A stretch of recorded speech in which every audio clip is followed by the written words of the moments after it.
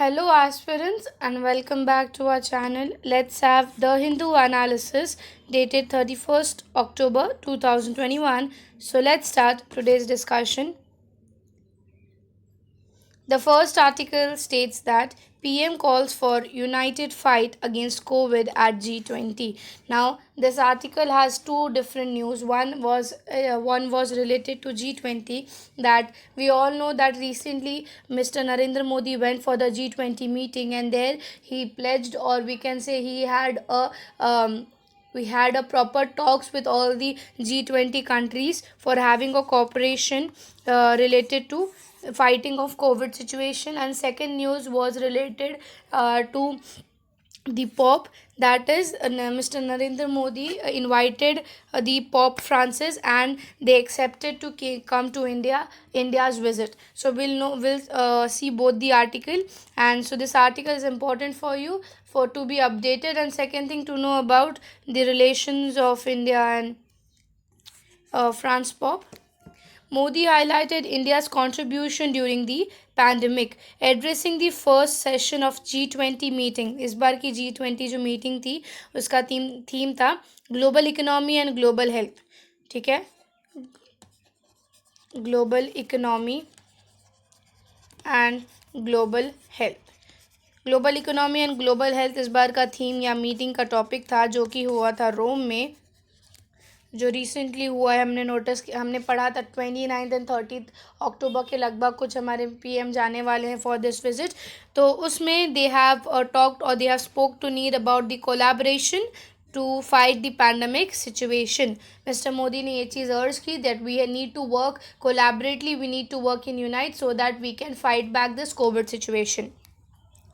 At the summit of the leaders of the world's major economy, Mr. Modi highlighted India's contribution during the COVID pandemic as it ensured the supply of medical equipments to 150 crores. 150 countries, I'm really sorry. ये चीज़ हमने भी देखा था कि छोटी सी छोटी countries हो, like Bangladesh हो या नेपाल हो या श्रीलंका हो या फिर बाकी कोई वेस्टर्न कंट्रीज़ हो, उनको जैसे ही कुछ मेडिकल इक्विपमेंट की ज़रूरत थी और अगर इंडिया के पास अगर वो एफिशिएंटली था तो इंडिया ने सबकी मदद की. ओवर 150 कंट्रीज़ को इंडिया ने मेडिकल सपोर्ट प्रोवाइड किया. Prime minister spoke for the resilient global supply chain and mentioned the India's bold economies reform, lowering the cost of business in India. He spoke about the vision of One Earth, One Health, said Mr. Shringla, emphasizing the fight against the future pandemic. सो उसके related mister Shringla ने ये भी explain किया कि जो India का Covaxin है उसका सर्टिफिकेशन अभी तक जो है प्रॉपर वर्ल्ड पे WHO से जो है अभी तक पेंडिंग ही है. WHO ने अब तक कोवैक्सीन को सर्टिफाइड नहीं किया है properly globally.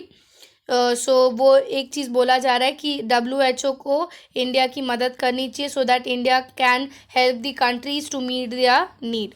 France has also played a important role in developing the European Unions Indo Pacific strategy. European Union के रिलेटेड हमने करंटली न्यूज़ पढ़ा था इंडिया एंड यूरोपियन यूनियन का रिलेशन के बारे में. So the two leaders agreed to cooperate on the rules based on the region, and he said also that Mr. Narendra Modi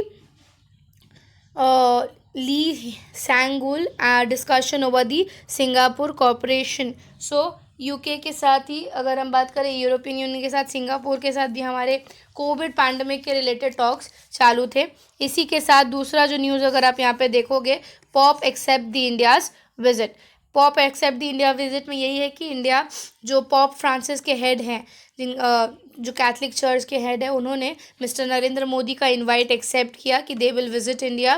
the invite was extended during the meeting during the dignitaries in the Vatican on Saturday. Vatican में ये discussions के time किया गया और pop ने describe किया कि this is a greatest gift bye mister Harsh Shringla and will surely कम.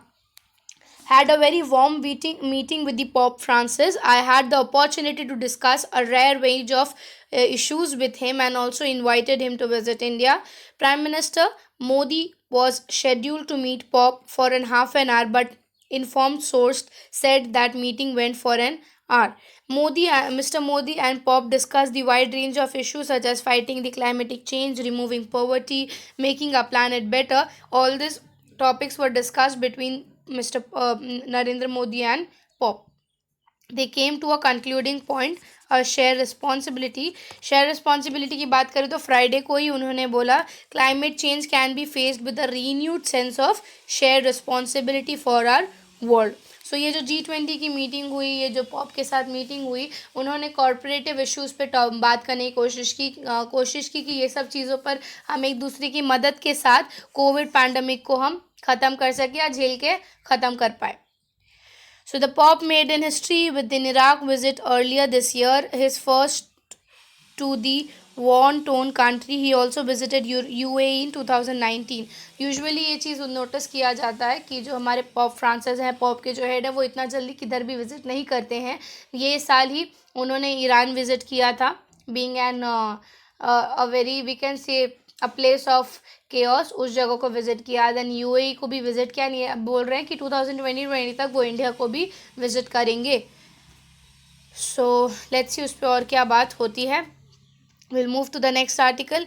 जैसे आप लोगों को पता है, संडे को हमेशा साइंस एंड टेक के रिलेटेड एक न्यूज़ आता है. आज भी साइंस एंड टेक में एक इंपॉर्टेंट न्यूज़ आया था stating that scientist finds a mineral seen in the depth of earth in a meteor. ठीक है, इसका बैकग्राउंड अगर आपको बताऊं, 2012 या 11 में एक मीटियोर आया था अर्थ की तरफ. उसके ऊपर डिटेल स्टडिंग करने के बाद वैसे भी हमने नोटिस किया है कि हमारे जो साइंटिस्ट है बहुत सालों से they are behind to find about the source of how moon was formed, how earth was formed, how is the formation of other planets. So उसी के रिलेटेड ये आर्टिकल भी आया है कि उस मीटियोर के through they have come to a concluding point नहीं बोल सकते, बट या came to a new invention, जिस न्यू इन्वेंट्री उनको पता चली है about the formation of earth, about the formation of moon. तो जैसे जैसे हम आर्टिकल पढ़ेंगे will get to know the research that they have done. The study of IIT Kharagpur scientists added a clue to the puzzle of formation of moon. Formation of moon के साथ ही how was the earth form, ये दोनों ही question हमेशा से रही है. Scientist ने हमेशा से कोशिश किया है कि इसका आंसर निकाल पाए. रिसेंटली क्या हुआ था, अर्थ के एवोल्यूशन और फॉर्मेशन के बारे में पढ़ते टाइम अभी रिसेंट स्टडीज़ में वो लोग ने एक मीटियोर के बारे में पढ़ने की कोशिश की है, जो कि 2012 में 22 मई 22 मई 2012 नागपुर का एक डिस्ट्रिक्ट था जिसको हम कटौल बोलते हैं. नागपुर के एक डिस्ट्रिक्ट 2000 कटौल में ये मीटियोर गिरा था. एंड उसके ऊपर स्टडी करते टाइम उनको ये पता चला कि ये जो मीटियोर है इसमें से उनको एक अबेंडेंट मिनरल मिला है जो कि यूजुअली हमें अर्थ के इंटीरियर्स में मिलता है. ठीक है, इस मीटियोर में से वो अबेंडेंट मिनरल मिला है जिसको हम बोलते हैं ब्रिगमैनाइट.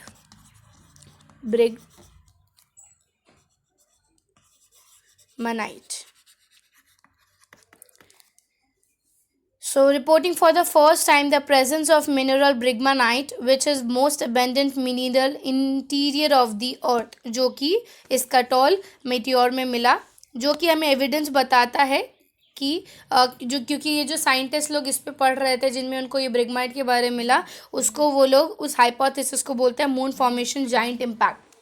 मून फॉर्मेशन जाइंट इम्पैक्ट में हम ये भी देखेंगे कि bridgmanite being a part of interiors of earth meteor में कैसे मिला and how it is related to moon, सब मैं आपको बताऊंगी. फिलहाल के लिए इतना पता चला कि कटौल में जो मीटियोर गिरा था उसमें ये वाले एलिमेंट बहुत ज़्यादा कॉम्पोजिट मिले हैं ब्रिगमाइट, जो कि हमारे अर्थ के इंटीरियर्स मैग्मा में मिलते हैं आपको. Brigmanite is one of the most abundant mineral of the Earth's interior and it is present in the lower mantle. हमारा mantle obviously upper और lower mantle में divided है. lower mantle है जो कि हमारा 600 to 6T से लेके 2700 किलोमीटर्स तक का वेरिएशन रखता है. उसके बीच में ये ब्रिगमानाइट मिलता है एंड कहीं ना कहीं ये बोला जाता है कि that is one of the important source of the formation of अर्थ. ये एक वन ऑफ द एलिमेंट है जिसके वजह से अर्थ फॉर्म हुआ था. So and it is an important to understand its formation mechanism to be comprehend the origin and evaluation of the planetary interiors.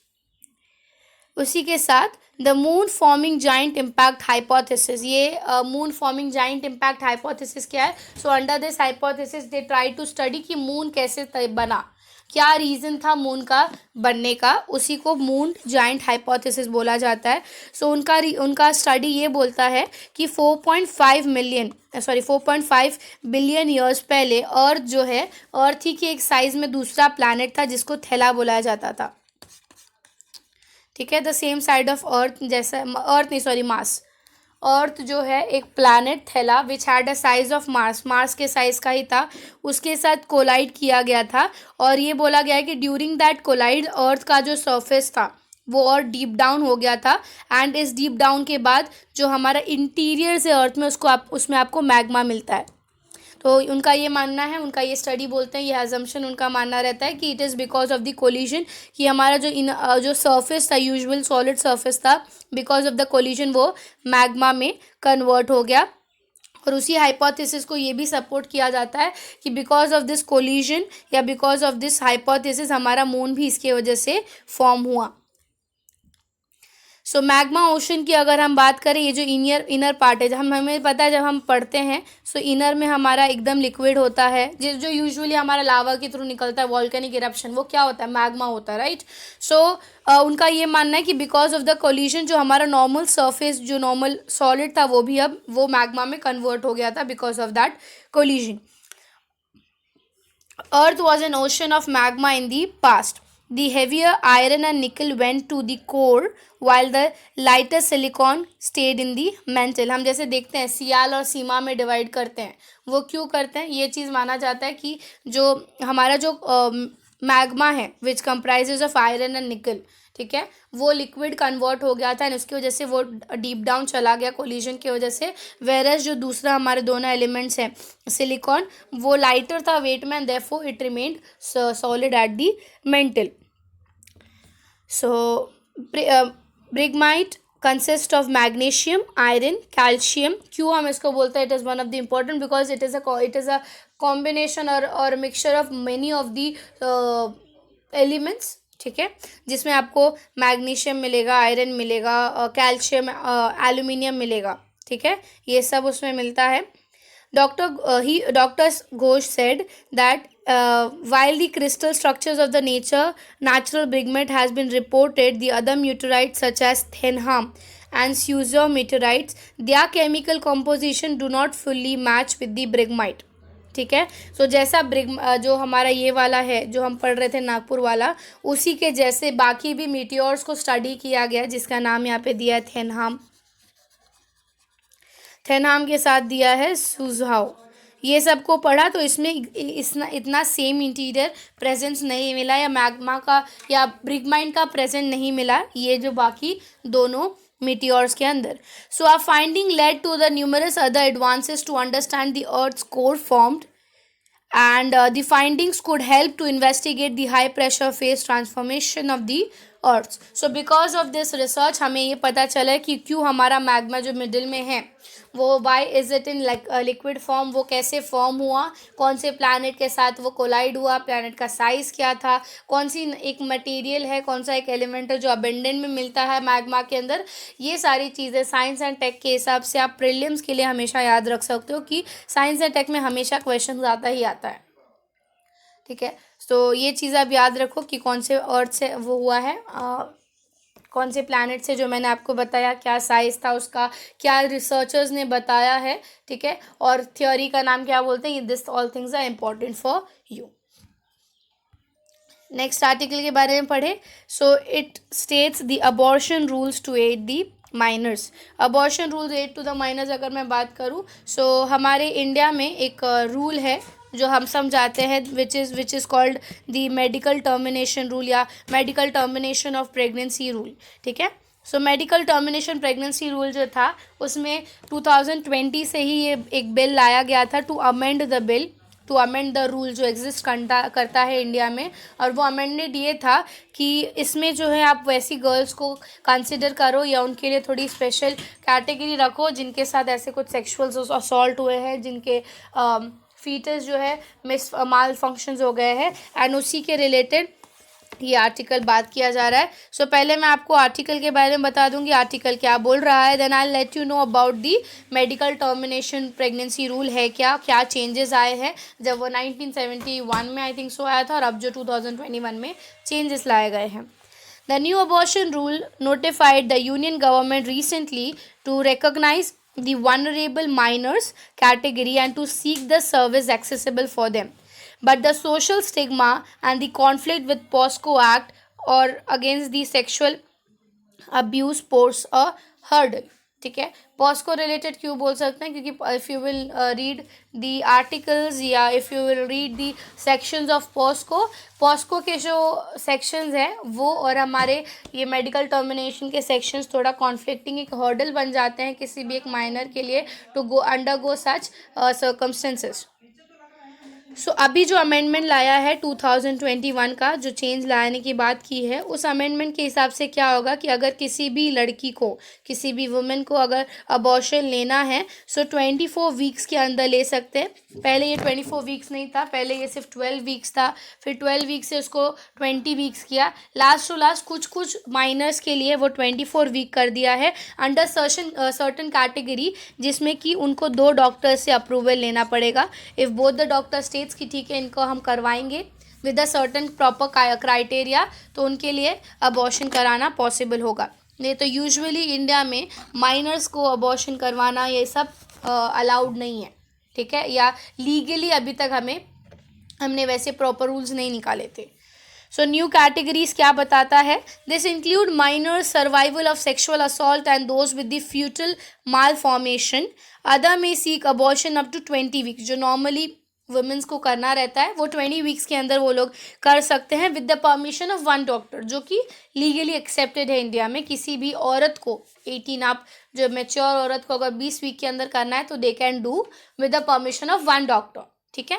But अभी amendment क्या है कि ऐसे लोग हैं जो ऐसी जो लड़कियों के अगेंस्ट जो केसेस होते हैं उनके लिए ये चीज़ बोला है कि with the permission of 20 doctors वो लोग फॉर 24 वीक के अंदर अब कर सकते हैं। Minors were included as a special category because it was found that large number of them were approached court for the permission to terminate the pregnancy। ये चीज़ बहुत लोगों ने पेटिशन साइन किया था हाई कोर्ट सुप्रीम कोर्ट में, और बहुत ऐसे केसेस भी दिखे थे जिसमें उन्होंने बोला था आप प्लीज़ उसको 20 वीक से एक्स्ट्रा करो, जिसके वजह से ये चेंजेस लाने की बात की गई है। पॉस्को की अगर हम बात करें, पॉस्को के हिसाब से मैं आप लोग को अगर मैं बताऊं तो उसमें ऐसा चीज़ है कि अबॉर्शन वाला चीज़ नहीं, बट उसके कुछ कुछ सेक्शंस हैं जो कि हमारा क्लैश करता है। Section 19 of the act requires any person aware of the minor engaging in the sex or sexual assault has to report the matters to local police if it was consensual act and the law takes for the age of 18, ठीक है। सो इसमें जो वही मैंने बोला जो POCSO का act है, पॉस्को में कैसा है, पॉस्को का जो सेक्शन है 19, सेक्शन 19 क्या बोलता है, if I am as an individual मुझे पता चला कि यहाँ पे कुछ ऐसा एंटी सोशल एक्टिविटी किया जा रहा है, सो मेरा हक है कि मैं उसको रिपोर्ट करूँ। तो रिपोर्ट करने के बाद वो पूरा केस सॉल्व करने के बाद ये चीज़ जो है पॉइंट थोड़ा क्लैश करता है, क्योंकि यहाँ पर आई थिंक सो गर्ल को डायरेक्टली मेडिकल हेल्प की ज़रूरत चाहिए होगी, बट पॉस्को के हिसाब से आपको रिपोर्ट करना पड़ेगा and then you have to go a long procedure, hearings होंगे and all that which will be a very late consequences for a girl और for a child.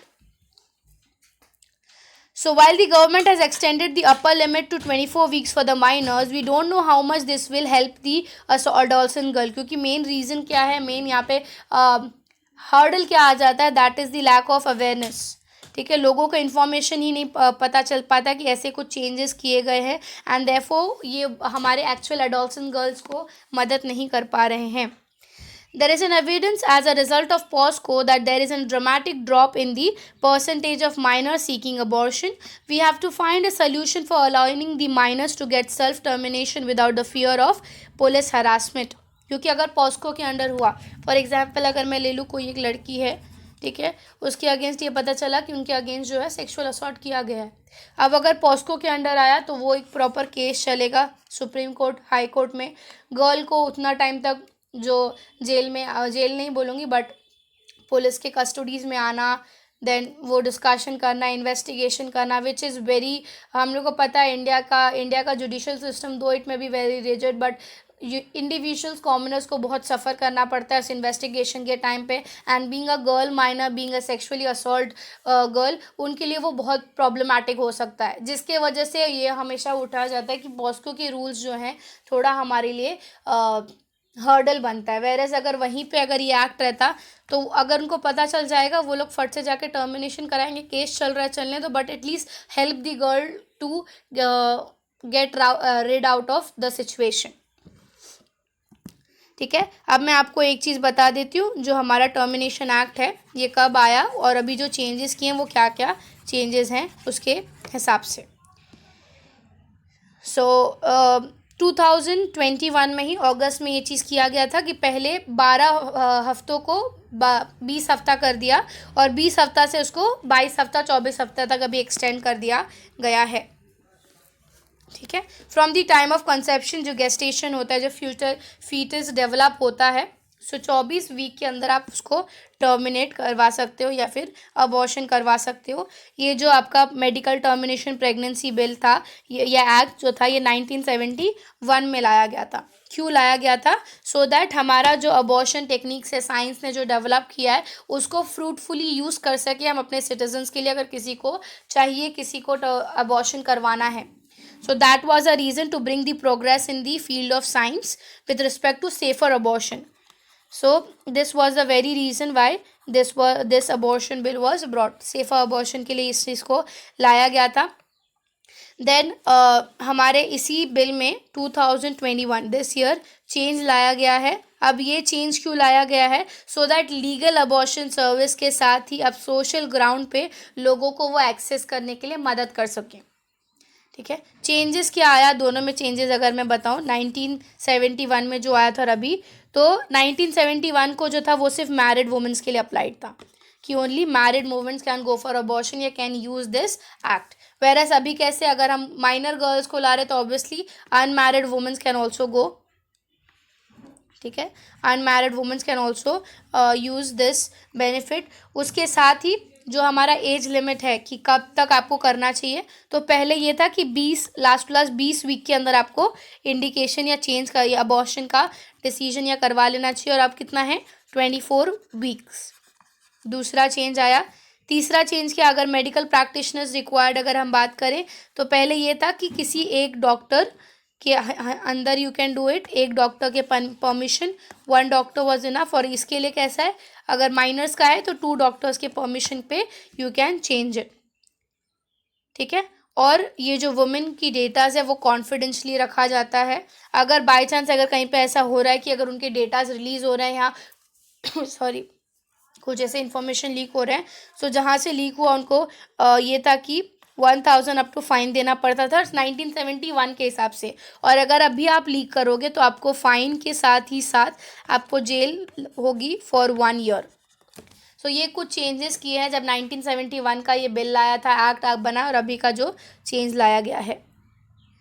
So under the act, pregnancies may be terminated up to 24 weeks by a married woman in a case of failure of contraceptions, or it also allows unmarried women to get terminated for having some of the reasons. Some of the reasons क्या, sexual assault या जो भी उनके against anti social activities करवाई गई है।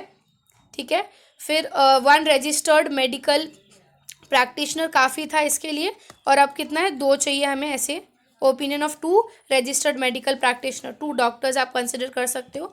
यहाँ पर अगर मैं बात करूँ, सो स्टेट लेवल मेडिकल बोर्ड ऐसा बनाया गया है जो इसके रिलेटेड काम करेंगे और गर्ल्स को हेल्प करेंगे या लोगों को अवेयर करने के लिए हेल्प करेंगे। सो ऑब्वियसली दिस एक्ट या this change will contribute towards preventing this maternal mortality, क्योंकि अगर हमारे सस्टेनेबल डेवलपमेंट गोल का अगर आप देखेंगे, सस्टेनेबल डेवलपमेंट गोल 3.1, 3.7 या 5.6, वो बात करता है कि हमें हमारी मैटरनल मोर्टालिटी को बहुत रिड्यूस करना है।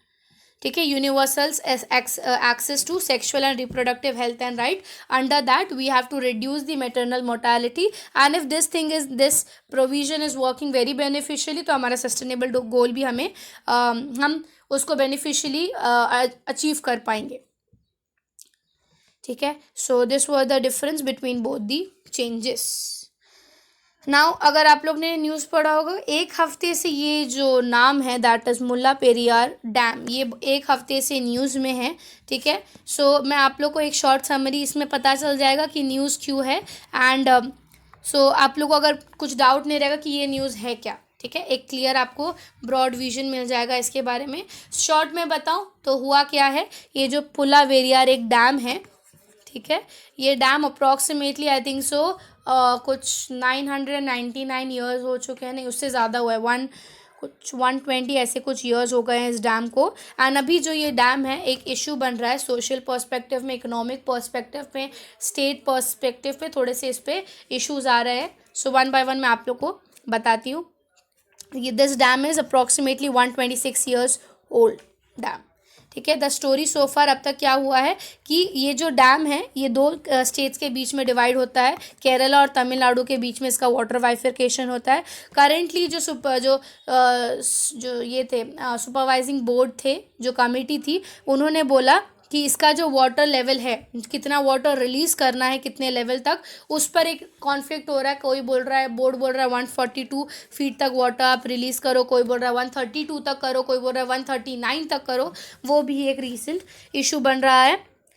करंट स्टेटस अगर हम बात करें, रिसेंटली 30 अक्टूबर दैट वाज कल ही इसके 3 शटर्स को ओपन किए गए थे वाटर रिलीज़ करने के लिए, ताकि लोगों को उसका वाटर मिल सके। एंड इसका वाटर जो है डायरेक्टली मुला पेरियार डैम जो है, इफ़ जोग्राफिकली आप देखोगे एक डिस्ट्रिक्ट है जिसको इदुक्की डिस्ट्रिक्ट बोलते हैं, इदुक्की डिस्ट्रिक्ट से जाता है ये पानी 35 किलोमीटर डाउनस्ट्रीम वो बहता है। इदुक्की जो डिस्ट्रिक्ट है वहाँ पर भी एक बैरियर बनता है।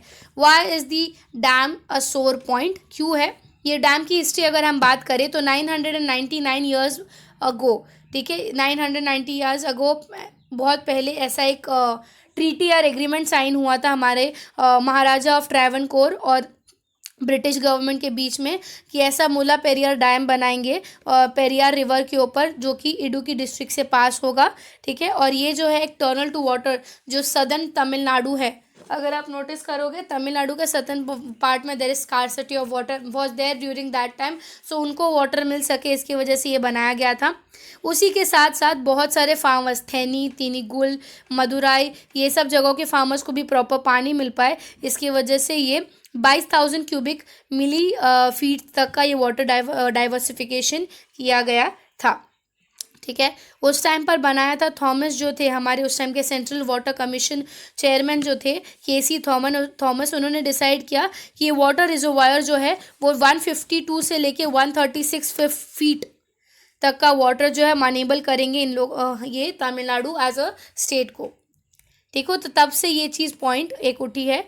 अब अगर लीगल बैरियर अगर बात करें, लीगल बैटल होता क्या है यहाँ पर, लीगल बैटल ये होता है कि रीसेंट कमिटी ने बोला कि आप उसका जो वाटर रिलीजिंग जो है वो 142 तक रेस कर दो, 142 फीट तक रिलीज़ कर दो, जो कि सुप्रीम कोर्ट ने 2006 में अप्रूवल दे दिया था कि ठीक है आप कर दीजिए। बट इशू अब क्या आता है, वहाँ पर एक सोशल इशू आता है, वो है इडुक्की डैम को इडुक्की डिस्ट्रिक्ट को लेकर।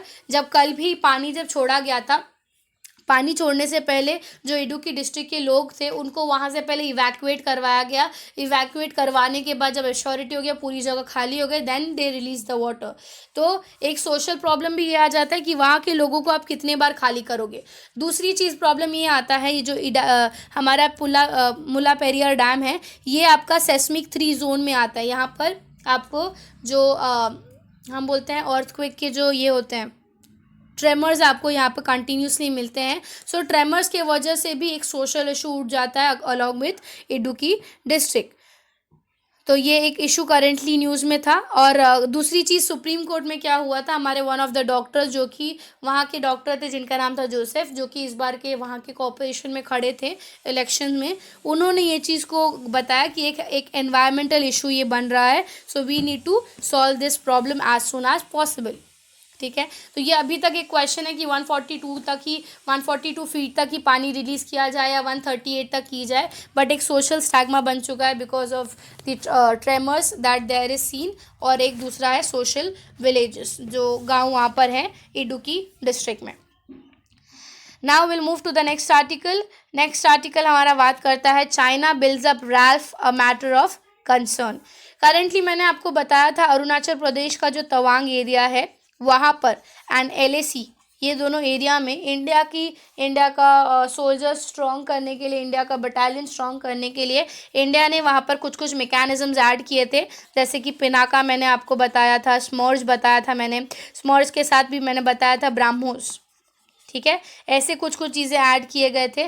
रिसेंटली ये नोटिस किया गया है कि ये सब चीज़ें तो हमने हमारे सिक्योरिटी के लिए किया गया, बट वहाँ पर चाइना के तरफ से जो है कंटिन्यूसली सोल्जर्स जो है इन्वेड कर रहे हैं, उनका बटालियन जो है कंटिन्यूस इन्वेजन कर रहा है। कैसे, तो मैं आर्टिकल के थ्रू आप लोग को बताऊंगी क्या चीज़ हो रहा है। While India has strengthened its defense and added an offensive element to the military posture by adding the equipments in Arunachal sector of Tawang, the massive Chinese infrastructures developed troop build in the rest of Arunachal Pradesh. तो ये जो Ralph है इसको हम बोलते हैं rest of Arunachal Pradesh. जब तवांग में ये चीज़ नोटिस की गई कि इंडियन बटालियन ने अपना पावर या अपनी बटालियन को स्ट्रॉन्ग रखा है, तो जो राल्फ वाला एरिया है वहाँ पर देखा गया कि चाइनीज़ ट्रूप्स ने या चाइना ने कंटिन्यूसली ऐसी चीज़ें की है, तो मतलब इंफ्रास्ट्रक्चर बनाना चालू किया है, रोड मैप के थ्रू अलग अलग इंफ्रास्ट्रक्चर बना रहे हैं। और इस इंफ्रास्ट्रक्चर के थ्रू क्या नोटिस किया है कि वो लोग अंदर की तरफ घुसने की कोशिश कर रहे हैं। अगर मैं if I show you,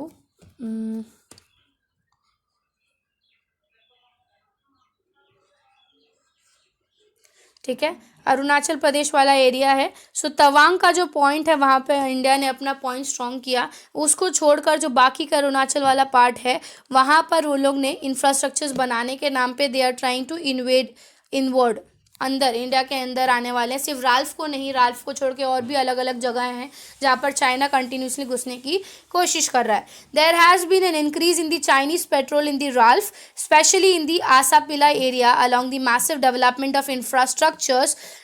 ये जो आसापिला एरिया है वो तवांग के आसपास में एक जगह है, आसापिला एरिया, जहाँ पे नोटिस किया गया था कि कंटिन्यूसली चाइनीज ट्रूप्स है invading.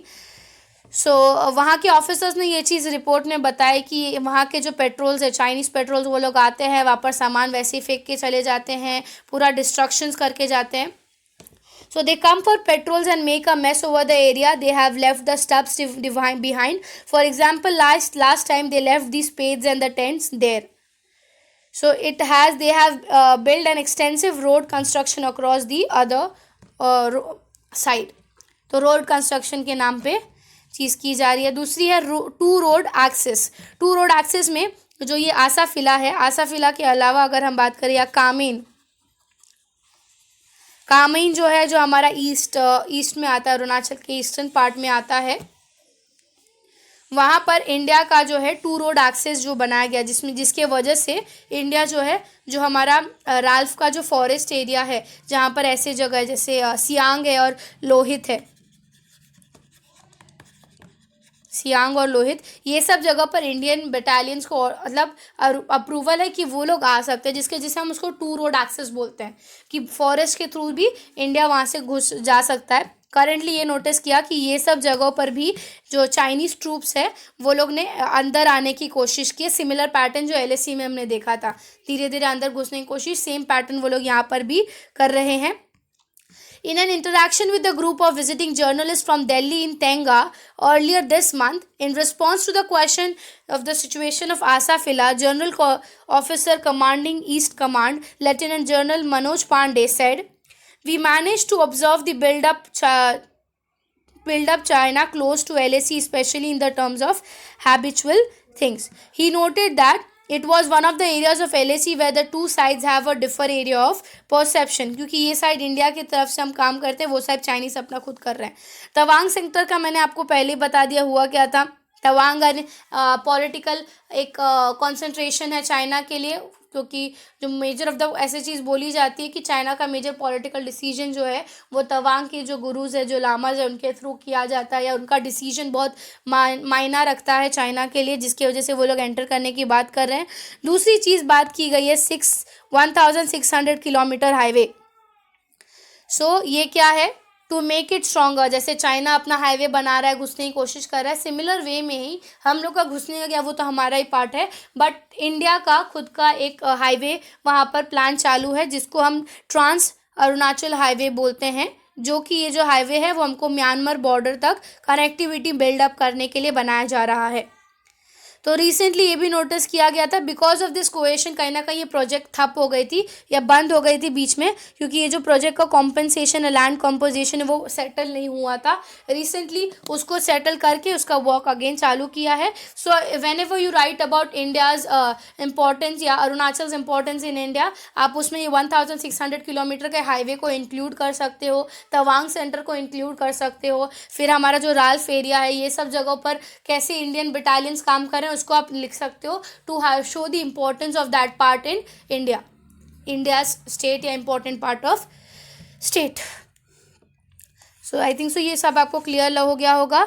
If you like the video, do like and subscribe the channel. Thank you.